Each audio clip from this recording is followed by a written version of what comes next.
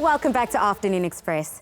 Now, Sunday is World Rhino Day, and here to give us insights into the latest information regarding the fight against rhino poaching is the head of Sustainability Group, Tanya dos Santos. We also chat on some insights into how we can make a meaningful difference on this very important day. Welcome to the loft, Tanya. Thank you. Now, Tanya, please may you explain to us, what is World Rhino Day?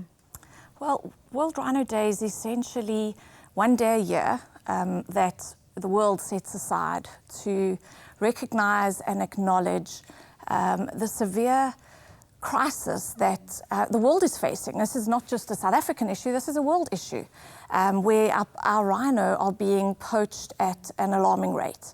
And it happens every single day of the year. It doesn't just happen on this one day. But this is a day for us to just acknowledge the amazing efforts that are taking place around the country to fight the poaching crisis and to recognize what we are doing well and what we aren't doing well. So how is the current crisis looking? Is the stuff that we're doing as a nation helping at all? And how is the fight against rhino poaching looking? On the one hand, we definitely are seeing progress, especially from a South African perspective. We've seen this year the numbers have come off, they've come down. So they were increasing every single year, but in the last year it's now reduced, which gives you some hope that, that we are making progress. However, what that's done is push out the pressure to our neighbouring countries. So you'll see our neighbouring countries' numbers have increased while ours have decreased. And so it's a mixed bag. It's not going to go away, and we certainly can't take our foot off the pedal and think that we've definitely got there. It's a continued effort on and on. Absolutely. Well, Tanya, why is this so important? Why is this fight against rhino poaching so important, and of course preserving rhinos? So, I guess people think, why rhino? Yes. It's just another big animal. Do we really need them?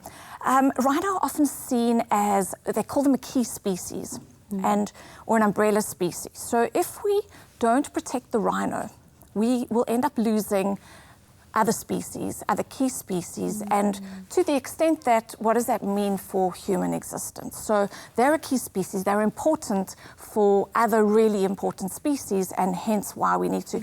More importantly, I think for me personally, they're a symbol of our African heritage.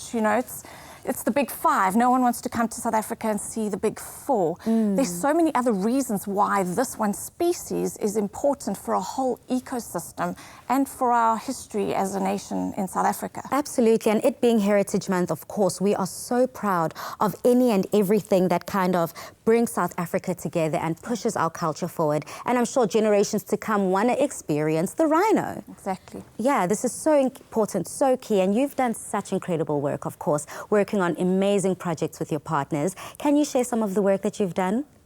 Well, Rhino Lifeline started at the peak of the rhino crisis in about 2012.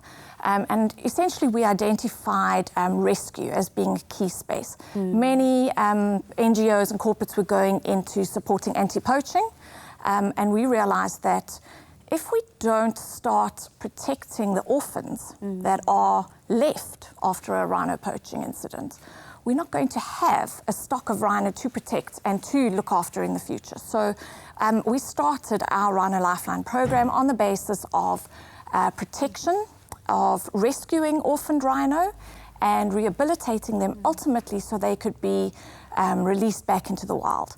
And what that very quickly led to was the same old story that you hear all across South Africa: education. If we don't educate the communities and the people living alongside our natural reserves and our natural parks, then we will never be able to get this right. They need to feel like they're a part of this whole system.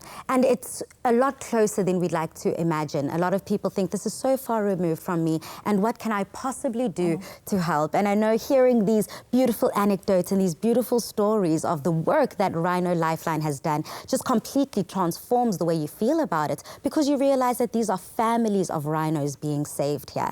Do you have any touching stories that you'd like to share? Absolutely. So we've got two amazing partners that do most of our work in the rescue space. But once again, the education space is just as exciting. I mean, to see a 10-year-old who has never heard of a rhino first they see it on an iPad and on a digital device, and it's still remote. I mean, they're across a fence. They're just over there, but they've never seen them. Wow. So first, to educate them in a digital space about what it is, why conservation is important, why they need to care about the environment. Okay. And then to put them in a vehicle, take them into a reserve and actually expose them to the beauty of our country, really, the treasures that we actually have in this country. Yeah. So for me, those are some of the, even more rewarding stories when you see the human interaction and absolutely acceptance of these animals. But I mean, of course, there are many, many stories of orphans.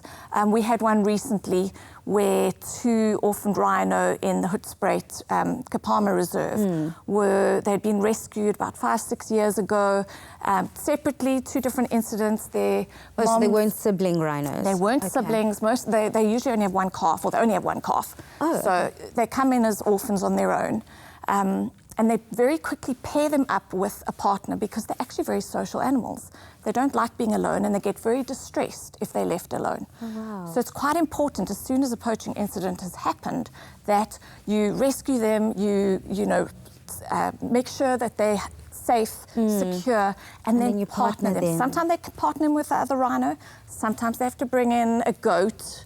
I've seen all kinds of other animals I've that can be seen a surrogates. hippopotamus and a goat best friend. There you go. That was so cute. Yes. Oh, so this is the similar kind of lifeline. Absolutely. Okay. So they need that company, they need that support, they need that social interaction. And then probably what's most rewarding is you see how they grow and how they develop as a family, and when they're able to then release them back into the wild. And this is now a new thing because, 5-6 years ago... Yes, I was going to ask, what then happens? Are you able to release them? Is it safe to release them back into the wild? Well, I mean, this is still new, and there's still a lot of research that needs to be done. Okay. So far, we have seen across a number of reserves that it works. It's ideally, if you're going to release an orphaned rhino back into a reserve, you would want it to be dehorned. Okay. So that they're safe. There's no point in spending all that money and time capturing them to make them vulnerable. Have that ivory. Well, and to make them vulnerable again to poaching. So, but that's not always possible. And for me personally, rhino are meant to have their horn. Yeah. That's like me saying, I'm just going to take off a part of your body to make you safer. If I remove your right arm, you'll be safer in the world. So, Tanya, what can people do? This Sunday, of course, it is World Rhino Day. How can we get out there, be involved, of course, get stuck in, and even if it's a 1% change? Absolutely. There are a number of things. Some of them are really simple. Okay. There are a lot of rewards programs that recognise your efforts. Not everyone can afford to just write a cheque or hand over money, but being a responsible citizen, when you go shopping at the supermarket, you can, do your bit by buying one of their bags that, instead of plastic bag, you buy their reusable bags, and the proceeds can go to conservation. Nice. A very simple thing anyone can do. Then more importantly, there are events. For example, tomorrow, day before World Rhino Day, there is the Extra Mile Run happening in the Bushbuck Ridge area. Oh, exciting, okay. And that's the community, everyone running together to raise awareness around rhino and endangered species in general. And then for me personally, it's moments like these, it's the media and it's the press constantly questioning what is happening. It's not letting us become desensitized to what is happening. Absolutely. And as long as we keep talking about it and raising these issues and, watching these videos, the connection is able to be made. Thank you so much, Tanya, not only for coming to Afternoon Express, but spreading so much incredible help and wellness to the rhinos, and of course, helping our viewers get stuck in. On Sunday, it is World Rhino Day, so I do encourage you all to go on the Afternoon Express website to get information on how you can get stuck in. But after the break, Good Luck performs live in the loft.